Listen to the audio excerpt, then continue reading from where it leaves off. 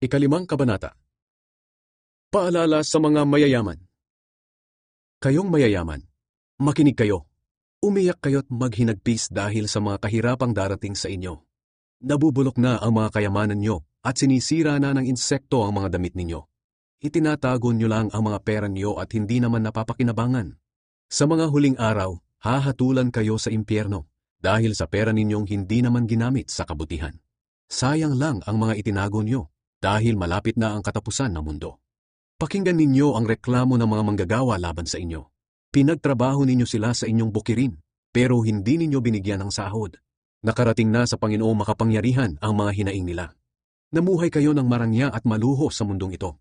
Para nyo na ring pinataba ang sarili nyo para sa araw ng pagkatay. Hinatulan ninyo't ipinapatay ang mga taong walang kasalanan, kahit hindi sila lumalaban sa inyo. Pagtitiyaga at pananalangin. Mga kapatid, maging matiyaga kayo hanggang sa pagdating ng Panginoon. Pagmasdan ninyo ang magsasaka. Matiyaga niyang hinihintay ang unang pag-ulan. At pagkatapos niyang magtanim, matiyaga rin siyang naghihintay sa susunod na ulan at anihan. Dapat din kayong magtiyaga. Tibayan ninyo ang inyong loob dahil nalalapit na ang pagdating ng Panginoon.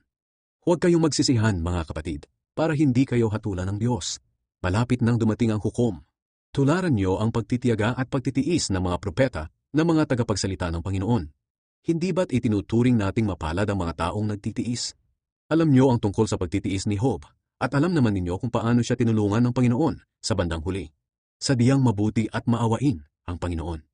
Higit sa lahat, mga kapatid, huwag kayong manunumpa sa mga pangako ninyo. Huwag ninyong sabihin, saksi ko ang langit, o saksi ko ang lupa, o ano paman. Sabihin niyo lang na, oo, kung oo, at hindi, kung hindi, para hindi kayo hatulan ng Diyos. Mayroon bang dumaranas ng paghihirap sa inyo? Dapat siyang manalangin sa Diyos. Mayroon bang masaya sa inyo? Dapat siyang umawit ng mga papuri. Mayroon bang may sakit sa inyo? Dapat niyang ipatawag ang mga namumuno sa iglesia para ipanalangin siya at pahiran ng langis sa pangalan ng Panginoon.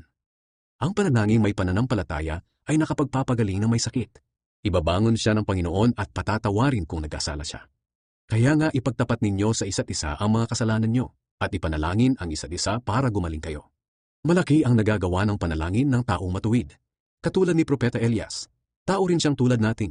Mataimtim siyang nanalangin na huwag umulan at hindi nga umulan ng 3.5 taon.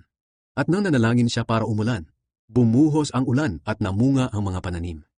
Mga kapatid, kung nalilihis sa katotohanan ang isa sa inyo at may nakapagpabalik sa kanya sa tamang landas, dapat ninyong malaman na ang nagpabalik sa isang makasalanan mula sa kanyang masamang pamumuhay ay nagliligtas ng kaluluwa ng taong yon sa kamatayan at magdudulot ng kapatawaran ng maraming kasalanan.